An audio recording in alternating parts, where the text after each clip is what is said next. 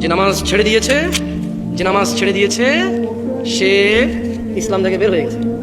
আর যে নামাজ ছাড়েনি শত অন্যায় অবিচার পাপ থাকবে, আল্লাহর সাথে তার সাথে ক্ষমা চাইবে, আল্লাহ মাফ করবে, আর করবে না, প্রতিশ্রুতি দেবে, আবার মানুষ হিসেবে দুর্বল হয়ে যাবে, আবার আল্লাহর কাছে মাফ চাইবে, লজ্জা পাবে না, আল্লাহ আবার মাফ করবে।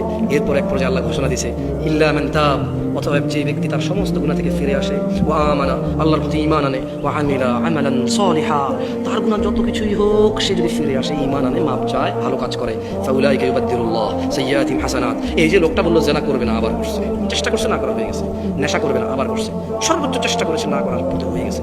এই যে লোকটা নামাজ মিস করে ফেলেছে, চেষ্টা করেছে সর্বোচ্চ পড়ার, হঠাৎ দেখে মিস হয়ে গেছে, তো আল্লাহ কোরআনুল কারীমে সূরা ফুরকানে বলছে যে লোকটা ইল্লা মান তাব, হাজার সহস্র কোটি অপরাধ থেকে মাপ চেয়ে ফিরে আসলো, ওয়া আমানা, এরপর ঈমান নিয়ে নিয়েছে, ওয়া আমিলা আমালান সালিহা, মাপ চাইছে, ঈমান আনছে, কিছু ভালো কাজ করা শুরু করে দিয়েছে। তাহলে বলছে ফাউলাইক, তার পিছনের যে হাজার লক্ষ কোটি সহস্র গুনাহ আছে, ইউবাদদিলুল্লাহ, আল্লাহ বদল করে দেবে গুনাহগুলোকে, শুধু মাপ না, এগুলোকে আল্লাহ বদলাই দেবে, এক্সচেঞ্জ করে দেবে, কিসে?